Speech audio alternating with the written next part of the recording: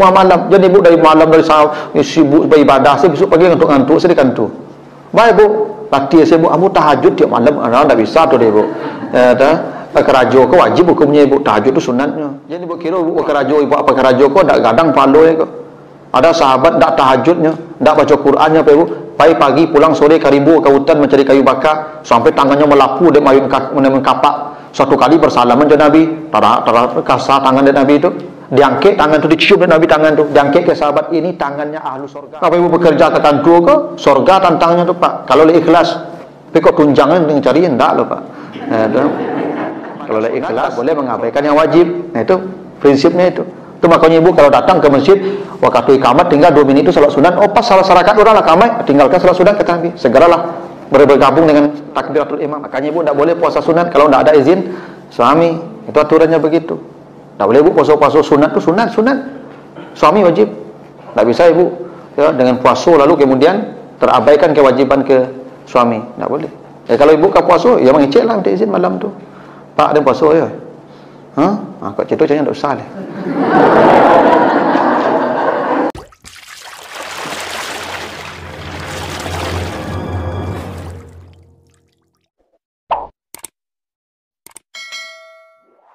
Segala puji bagi Allah atas segala karunia-Nya.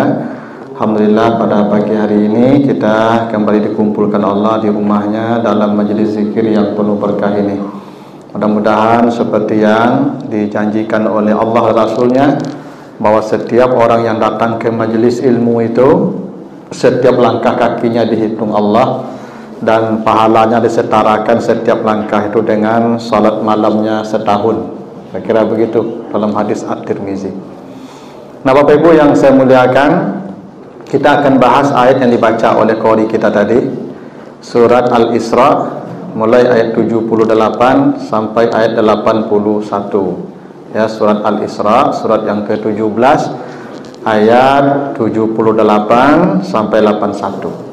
Kita baca ayatnya, tadi dibaca oleh qori kita. Auzubillahi minasyaitonirrajim. Aqimis salata liduluki syamsi ila ghasaqil laili wa qur'anal fajri inna qur'anal fajri kana mashhuda. Itu ayat 78. Artinya dirikanlah salat mulai dari tergelincir matahari hingga gelapnya malam, dan salat fajar ya, dan di waktu fajar. Sesungguhnya waktu fajar itu adalah waktu yang dipersaksikan oleh para malaikat. Itu ayat 78-nya. Ayat ini Bapak Ibu memerintahkan kita untuk salat wajib ya, salat wajib. Ya, ini waktunya disebutkan ya. Ada 3 waktu disebutkan itu. Pertama mulai tergelincir matahari. Yang kedua sampai gelap malam. Yang ketiga di waktu fajar. Nah salat kita kan ada 5 Bapak Ibu ya. Ya, zuhur, asar, maghrib, isya, subuh. Dulu kisyamsi itu zuhur dan asar. Matahari. Di selama matahari ada ya, mulai tergelincirnya ke arah barat itu maksudnya zuhur dan asar ya. Jadi dulu kisyamsi itu mencakup 2 salat, zuhur, asar, yang waktunya mulai tergelincir matahari ke arah barat, zuhur. Jadi waktu zuhur itu dihitung dari mulai tergelincirnya matahari ke arah barat. Itu makanya bayang-bayang sudah ya, sudah melewati sudah condong ke arah barat, ke arah timur. Jadi memang waktu salat ini Bapak Ibu itu matahari patokannya kalau zuhur dan asar. Ghasaqil laili itu maghrib dan isya. Karena maghrib mulai dari awal malam. Terbenam matahari itu awal malam, itu mulai maghrib. Sampai gelap gulitanya malam itu namanya isya. Dan Quran al-Fajri itu salat subuh yang dikerjakan di waktu fajar, pertemuan antara malam dan siang. Jadi kalau ada yang mengatakan salat 5 waktu tidak ada dalam Al-Quran, dia tidak paham Al-Quran itu Pak Ibu. Ada kemarin yang ngomong begitu itu. Orang kita juga dia tuh, yang nyentrik orangnya Pak. Ya toh, yang kena tinju orang sama-sama tuh. Ya. Jadi dia mengatakan tidak ada dalam Al-Quran salat 5 waktu, 5 kali. Kalau tidak urusan kita jangan bicara, itu. Tidak kapasitas kita jangan bicara, itu. Ada ahlinya yang bisa bicara itu. Ini ayat ini menjelaskan waktu salat yang 5 itu. Dulu kisyamsi itu mulai tergelincir matahari sampai terbenamnya itu waktu zuhur dan asar. Nanti ada hadis yang menjelaskan itu. Waktu zuhur mulai tergelincir matahari sampai bayang-bayang sepanjang badan. Itu. Waktu asar mulai bayang-bayang melebihi panjang badan sedikit sampai terbenam matahari. Itu waktu asar tuh. Itu namanya dulu kisyamsi tadi. Maghrib mulai terbenam matahari udah malam tuh. Sampai hilang syafaq yang merah. Habis ya maghrib itu. Isya mulai hilang syafaq yang merah sampai gelap gulita, tak nampak lagi yang di sekitar kita. Maka sebagian mengatakan itu sampai jam 12 malam. Tapi sebagian dalam hadis lain menyebutkan sampai terbit fajar. Karena fajar itu terbit ketika malam di puncak gelap fajar tuh. Akan terbit fajar itu. Itu biasanya begitu. Baru salat di waktu fajar. Tapi menariknya Pak Ibu, 5 salat waktunya ini 2 digabungkan, 2 zuhur asar bergabung, maghrib isya bergabung, subuh sendiri. Wa Qur'anal fajar, disendirikan subuh nih Pak. Karena waktu subuh ini spesial. Ya. Itu kenapa Allah sebut di ujung ayat kana masyhuda. Yang subuh dipersaksikan oleh para malaikat. Itu kenapa Bapak dan Ibu, dari 5 salat yang kita kerjakan setiap hari yang wajib itu, yang paling besar pahalanya subuh. Karena Allah sebut begitu. Dan ini yang paling banyak orang terlambat. Ya Pak? Apalagi ini bujang-bujang, ini muda-muda. Ya. Kalau nenggak-gak kebetulan nak mau lalu motor leh. Itu kok lah jago. Memang lalu pun dah lama nih. Kalau ada muda-muda, itu payah jago 1.5 tu Pak. Ya tu. Coba jujur jawab, jawabannya jago tadi. 1.5. Itu mantap tu. Ya. Karena jangankan yang muda-muda, yang lah pensiun pun payah jago jam 1.5 tu. Ya tu. Ya karena begitu, ada kantuknya, ada dinginnya. Itu kenapa itu dipersaksikan para malaikat. Jadi di waktu fajar itu para malaikat menunggu kita. Bukan hanya para malaikat, Allah pun menunggu kita. Ada hadis qudsi Bapak Ibu. Kata Nabi begini, bila masuk sepertiga malam terakhir sampai fajar datang, Allah turun ke langit dunia. Allah berkata, siapa yang meminta saya beri, siapa yang berdoa saya jawab, siapa yang minta ampun saya ampuni. Kapan Allah tunggu itu? Di penghujung malam sampai fajar. Makanya Bapak Ibu, salah satu manusia yang mendapat fasilitas hebat di akhirat, kata Allah di surat apa itu, Al-Zariyat ya, wabil ashari hum yastaghfirun. Menjelang fajar datang di waktu sahur, mereka banyak beristighfar kepada Allah. Nah inilah kenapa alasannya salat subuh itu waktunya sendiri. Zuhur asar gabung, dulu kisyamsi. Maghrib isya gabung, ghasaqil laili. Tapi fajar disendirikan oleh Allah. Ini menunjukkan masa subuh itu adalah ibadah yang spesial, yang tinggi nilainya. Karena para malaikat mempersaksikan ibadah kita di waktu fajar. Tapi Allah tidak menyebutkan salat subuh, tapi fajar. Beda apa Ibu ya? Dia salat subuh itu tidak semuanya di waktu fajar. Tapi yang di waktu fajar pasti salat subuh. Karena subuh itu mulai terbit fajar sampai terbit matahari. Selama matahari belum terbit, subuh masih ada. Tapi fajar hanya beberapa saat.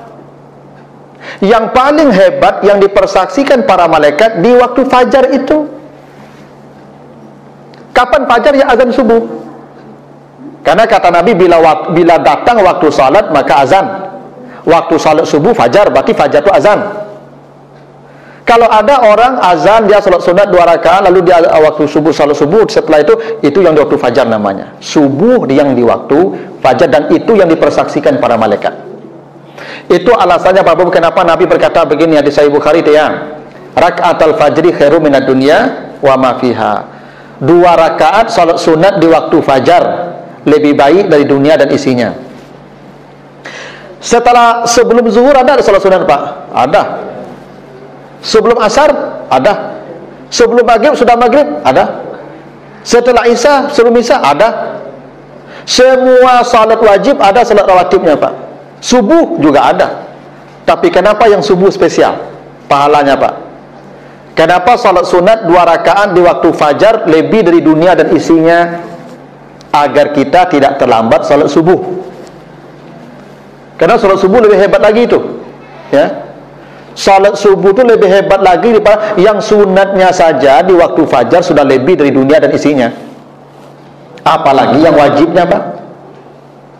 Nah itu alasannya kita tuh kalau subuh Bapak Ibu jangan terlambat.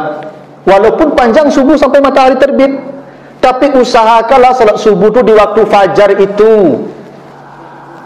Ya berencana beribadah ke Bapak Ibu. Kalau dah berencana tak bisa. Pasang alarm tu. Baik ibu bapa bertanggungjawab HP yang mahal tu esok tu. Ya. Minimal kalau lebih pasang alarm untuk menjaga doa salat subuh di waktu fajar tu punya hujah di akhirat esok. Apa meli apa rancak tu cak tu berapa pepak tu? 5 juta, 6 juta ragu apa tu. Tu aku no tu main WA, Facebook ngelapak dia malaikat langsung tu semua apa. Tapi kalau le ambo menjaga ambo subuh dulu. Selamat tu Pak. Jadi gunakan apa itu Bapak ada dulu mungkin orang terlambat jago dek karena menunggu ayam berkuku. Ya nak. Kadang ayamku lupa kuku. Lalu sama jawab. Ya. Atau tersasap lanjutlah dijual ayam ku ada kukunya lah itu. Kalau kini tidak ada asal dipasang HP itu alarm berbunyi itu. Mudah-mudah kok. Ya. Sebab begini, ada sebuah kata hikmah, man syabba ala syai'in syabba alai. Kalau bahasa awaknya ketik tak raja-raja, gadang tak bau-bau, tua tak rubah tidur. Orang kalau tak biasa dia ketik jago di waktu fajar tu sampai gaib payah tu. Sayalah. Memang ada apa-apa aku sebagian lah pensiun, ndak yo bisa jago jam 5 setengah 5 tu lho Pak. Itulah keterlaluan nama tu mah. Ya ta? Dari budo ni biasakan bangun menjelang azan subuh tu. Usahakan menjelang azan subuh tu sehingga dapat 2 rakaat di waktu fajar itu kejar. Karena katalah wa Qur'anal fajri inna Qur'anal fajri kana mashhuda. Semua ibadah yang kita lakukan di waktu fajar itu dipersaksikan para malaikat. Maka saya sering katakan tuh bapak-bapak, ibu-ibu, anak-anak kita yang SMA tu jagoan lah subuh tu. Tak akan matinya no. Kadang-kadang awak di ibu, enak. Oh nyelamat lalu baru tu mah. Kok lama lalu sampai jam 8 namun lalu tu mah. Enggak. Jagoannya jam 5 kurang tu lah. Sebelum azan tu jagoan, suruh wudu, baru ajak ke masjid. Suruh subuh dah awal waktu. Harusnya begitu Pak. Kan perintah Allah begitu. Ku anfusakum wa ahlikum nara. Ibu dah tidur di masjid. Apa tidur di masjid jam 4:30, jam 5 kurang tu. Anak-anak tak jagoan lah. Menjaga anak dan keluarga dari api neraka tu ibu itu. Kadang kini kau enggak payah jago pagi tu Pak. Bagus tu orang lalu malam dari jo HP wah. Sampai jam 1:30 main HP. Kau anak-anak saya mana anak kuliah kau Pak. Kau nak tagahan main HP tengah malam tu sampai pagi namun macam HP tu. Kalau lagi terlalunya jam 1:30, jam 1 tak mungkin jago 1:30 jam 4 tu. Mustahil tu mah. Ya. Ya kadang ibu cerita dulu anak takkan main HP, pecik HP malam malam bisa itu. Bapak ibu kalau lambat lalunya pasti lambat bangunnya, pasti itu. Makanya Nabi dikatakan Nabi itu benci berbicara setelah salat Isya. Ya, karena Nabi SAW yakrahu an yatahaddasa ba'da salatil Isya. Itu hadisnya begitu. Nabi benci bercerita-cerita setelah salat Isya. Habis satu Nabi tidur, nanti bangun jam 1, Nabi salat sampai subuh Nabi salat tu. Tak ada masalah lagi itu, karena kebutuhan tidur kita sebenarnya sampai jam 1 itu saja. Itu yang kebutuhan tidur. Maka cubalah Pak, Ibu kalau baca lalu apa sudah Isya tu pasti apa tak jaga jam 2. Ke bawah tu dah lalu dah aneh, kalau kebutuhan cukupnya. Nya kebutuhan tu kalau penuh Pak, cuba Pak makan. Kalau penuh Pak, tak mau tambah ni nak. Lalu cerita lah Pak. Kalau penuh lalu kau tak mau lalu lah. Nak kebutuhan itu habis Isya tu. Bagus lah habis Isya tu lalu. Beko jam 2 dah kau kawan baraja, kau kawan baca. Cubalah sampai pagi kau kata salat malam. Itu sunnah Nabi yang awak meninggalkan. Itu mah kok kacau itu kini Pak Ibu. Saja api ada kok Pak Ibu jarang-jarang orang lalu kini kok jam 9 ya Pak. Ratu-ratu jam 2 balik bila lalu jam 1. Buat kawan-kawan buat cari tu kalau buat tengah malam jam 1:30 tu masih jauh saya nampak punya Pak Ibu. Tu Facebooknya masih jauh. WA-nya masih. Itu buktinya orang rata-rata malam lalunya Pak. Kalau jam 1 lalu susah jago sangat limo tu Pak, percayalah kamu tu, percayalah. Maka sebisa mungkin, maka dulu orang di kampung Pak pulang sawah ke ladang sore itu makan sore itu maghrib menjelang maghrib tu. Maghrib habis sisa juga lalu lah tu Pak. Dulu kan TV tak ada, listrik tak ada, selalu capek, api pulai. Kena tu anak banyak-banyak zaman dulu, kan, lalu capek. Kira sibuk jual HP, siapa kok anak cik dua saja. Kini apa pulang lah jual HP, ibu pulang lah jual HP. Apa kabar anak tu? Zaman dulu kok anak orang banyak tak ada HP lah, tak ada TV lah. Tu kan maduk ke rumah saya tu hari lah. Tu kok banyak anak tu. Jadi nak lebih salah kini orang jarang-jarang beranak apa ibu, karena orang sibuk jual HP saya surang-surang. Seakan-akan orang rumah aku lah HP kini Pak, dan suami lah HP kini. Gitu. Dan orang rumah apa dia azal aja jual HP nya loh, gitu. Maka dulu sampai sebalik, 2 balik anak orang nak. Sampai 3 balik rata-rata anak orang tu tak ada yang 2 lah Pak Ibu. Ya, nenek ambu sebalik adik kakak Pak Ibu. Sebalik. Itu kerajo ke sawah ke ladang Pak Ibu anak sebalik. Dia tak ada main HP tu. Gitu. Tu sebalik anak tu. Gitu. Nah jadi itu makanya apa Ibu, ya sunnah Nabi itu Nabi tidak mau lagi bercerita habis salat Isya, karena nanti Nabi akan bangun malam untuk salat sampai pagi sampai fajar itu. Kita itu yang sudah tinggal, makanya kita salat malam lah jarang apa Ibu, karena subuh pun tak lambat. Itu makanya Allah spesialkan waktu fajar tadi wa Qur'anal fajri, agar kita waspadai waktu itu. Begini ya Bapak Ibu tak salat malam tak apa-apalah, tak terkejar salat malam, tapi yang subuh tu jangan terlambat ya tak? Coba bayangkan Bapak Ibu, kalau ada Pak Gubernur kasih pengumuman ni, tadi kan kata Nabi lebih baik dari dunia dan isinya. Yang salat 2 rakaat setelah azan subuh tu, sunat tu, rawatib itu atau fajar itu. Kalau Pak Gubernur bagi pengumuman, siapa yang salat sunat setelah azan subuh di masjid dapat Innova 1 unit. Ba bantu masjid Ibu. Ambo lalu orang di masjid sadonya Pak. Ambo yakin tu Pak, lalu di masjid orang sado. Pak tak bayang go auto pulang. Enggak. Dek nampak untungnya. Ini lebih dari dunia dan isinya. Enggak tergiur orang lebih Ibu. Kenapa enggak nampak pahala tu? Ya tu. Aku nampak auto tagak kan lari langsung Pak. Ambo yakin lalu di masjid tu. Batenju saya namun di masjid lebih kalau dapat tampil. Ya dah. Nah dapat auto Pak kau nak tergiur dengan dunia dan seisinya tu Pak. Cuman memang begitulah, untung-untung akhirat tu memang digaibkan oleh Allah, tidak ditampakkan agar jadi ujian bagi kita. Makanya Bapak Ibu, rugilah orang kalau tidak sempat salat sunat 2 rakaat menjelang subuh tadi Pak. Habis azan subuh tu nak sempat sunat 2 rakaat Pak. Subuh pun terlambat, dia sudah kehilangan lebih dari dunia ini nilainya. Tak rugi dah. Tak ada yang paling hebat hari ini yang tadi pagi dapat salat sunat 2 rakaat di waktu fajar tadi. Dia sudah paling kaya di dunia pagi ini Pak. Itu kenapa ya balasan amal tidak ada di dunia. Tidak di dunia balasan amal.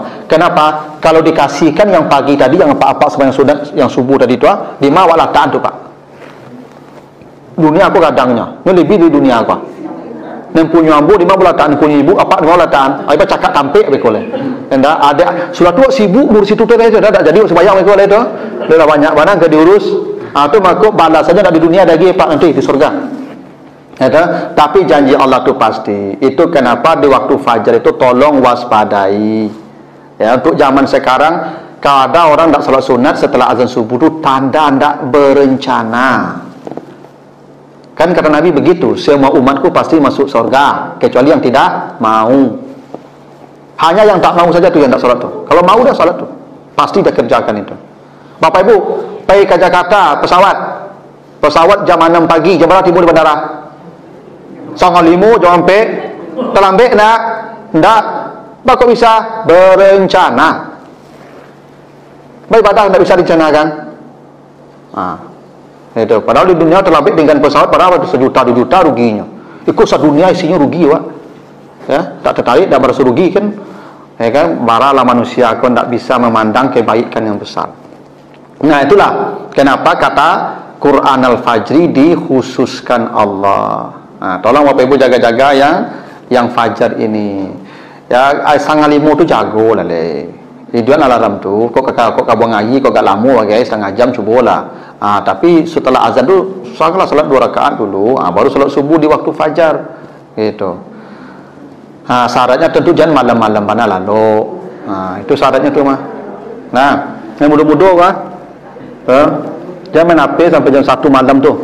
Ya campak HP tu sudah isya tu campakan deh. Ya tahu.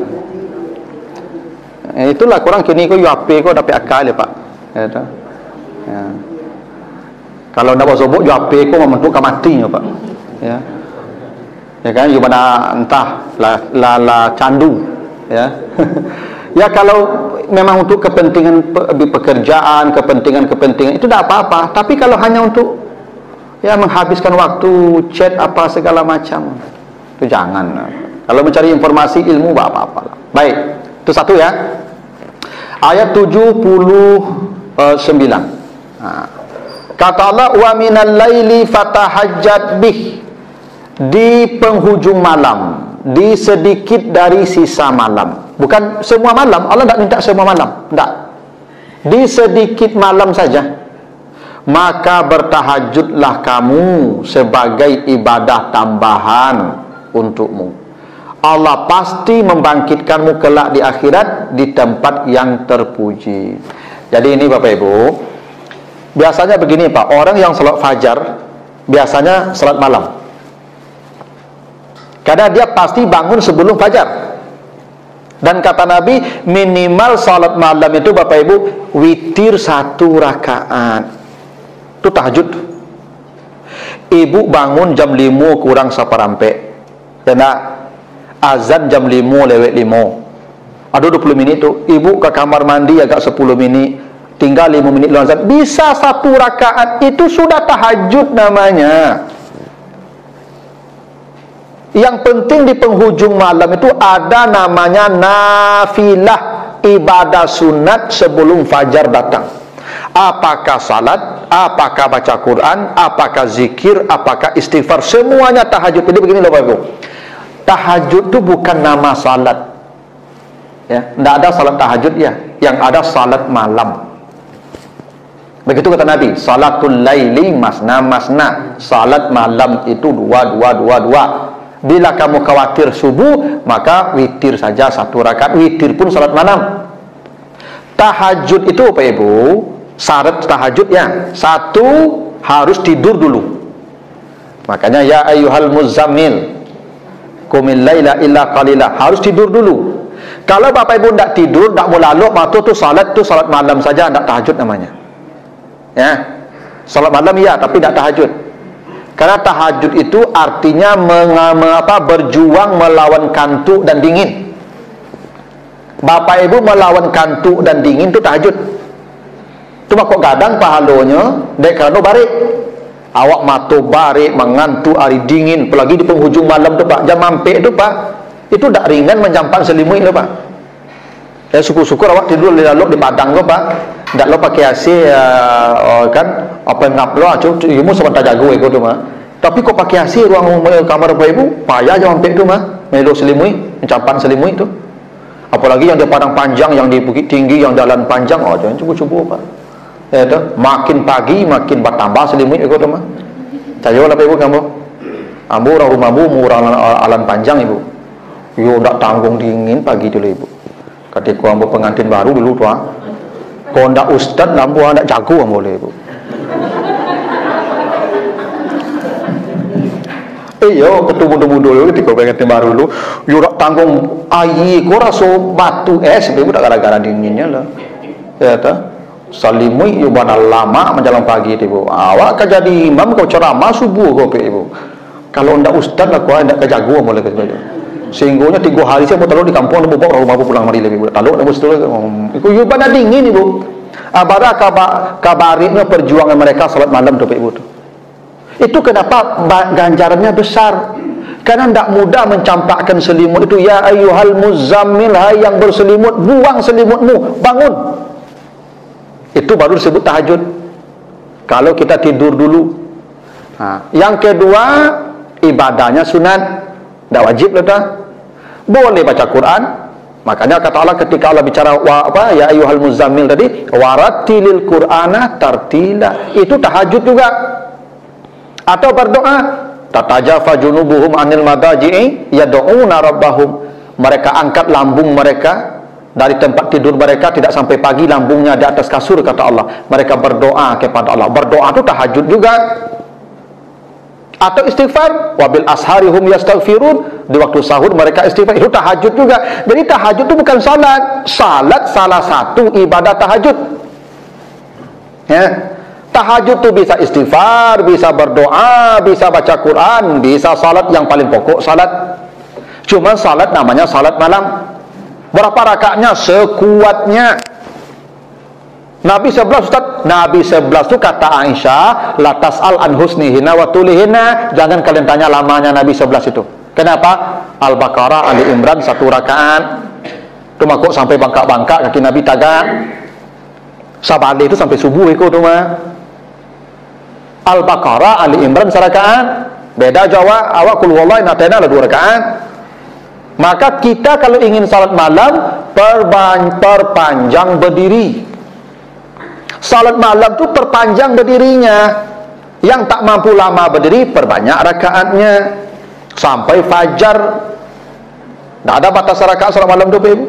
Masna. Kalau mau 4 juga boleh. Hadis Aisyah boleh 4. Ya toh? Tapi tahajud itu harus ibadah sunat. Yang sunat kan bukan hanya salat. Zikir sunat toh. Baca Quran sunat kan? Berdoa sunat kan? Salat juga sama. Jadi tahajud itu bukan salat. Jadi sebenarnya tidak ada niat sengaja aku salat tahajud, tidak ada. Salat malam saja. Salat malam.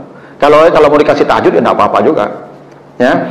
Nah, itu syarat disebut tahajud. Dia tidur dulu dan ibadahnya sunat, dan setelah ya Isya waktunya. Memang ibadah malam itu setelah salat Isya, makanya seminimal ibadah malam itu witir 1 rakaat. Itu seminimal ibadah malam. Nah, kata Allah, kalau kamu melakukan itu di malam hari, di penghujung malam, Allah akan membangkitkanmu nanti di tempat yang terpuji di padang mahsyar. Begini ibu, besok nanti baca ya tafsiran surat Az-Zumar ayat 68. Kata Allah, wa summa nufikha fihi ukhra fa izahum qiyamun yanzurun. Besok ketika manusia dibangkitkan di padang mahsyar, akan diberdirikan Allah. Kita akan berdiri, kata Nabi, berapa lama kita berdiri ya Rasulullah? Kata Nabi, yauma yaqumun nas li rabbil alamin bi miqdari nisfi yawma wa khamsuna alfasana. Manusia akan diberdirikan Allah di padang mahsyar itu 50.000 tahun. Nanti ibu jadi lari situ tidak percaya. 50.000 tahun itu berdiri.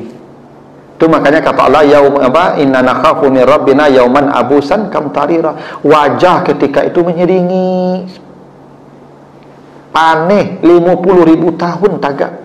Bayangkan tu Pak, Ibu. Tak ada sampai batadu jenis homestay kalau dicari sudah ada lah, Ibu. Kalau cari lo hotel tak ada lah, Ibu. Tagak berdiri 50.000 tahun lamanya. Angin, tanggung anginnya lah, Ibu. Matahari dekat, ya, lebih dekat dari 1 jengkal. Tu dana syamsu ilal abdi qadra min, seukuran tongkat celak mata. Tak tanggung payahnya lah, Pak Ibu. Padang mahsyar itu yang paling rumit, berdiri Bahkan manusia bercita-cita lebih baik masuk neraka ketimbang di padang mahsyar itu. Belum tahu pula neraka dia tu seperti apa. Tapi lebih baik pindah, kira-kira begitu tu. Nah, kata Allah, ada orang yang di tempat mahmudah. Tak berdiri, tak panas, tak capek, tak haus. Tempatnya mahmudah, tenang. Kenapa? Di malam-malam ketika orang tidur, lu dia sudah berdiri tahajud. Apa ibu kalau yang pamali tagak malam, besok tagak situ tu. Penilai rajin tagak malam, itu, ada satu tagak besok itu. Makanya Allah tak memberdirikan kita lagi di sana karena di dunia saat orang enak-enak tidur dia berdiri. Coba bayangkan orang lama lalu kaki Nabi bangkak tagak. Tak mudah tu Pak. Itu kenapa Allah janjikan ganjaran khusus bagi yang di penghujung malam tu berdiri. Makanya perintah salat malam tu kum, ya ayyuhal muzammil qumil laila, kum bukan salat, kum berdiri.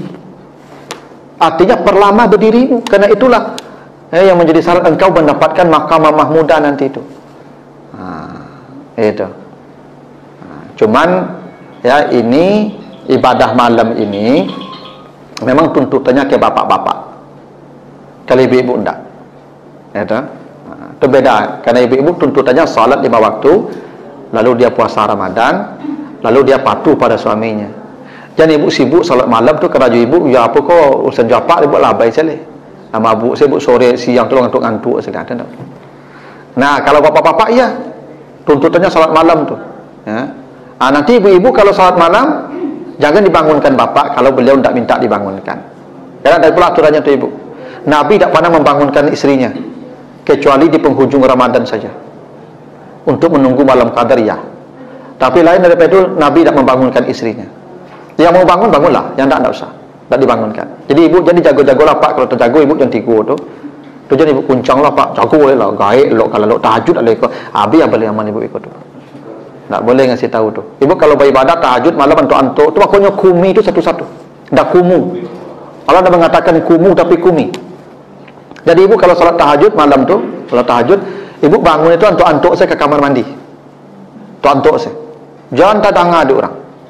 Sebab mengganggu orang tidur tak boleh. Tak boleh. Kadang-kadang ada ibu kau tak menjaga orang lah, tapi ke kamar mandi bunyi ke tangga kamar mandi dia tu sama ni menjaga orang nama.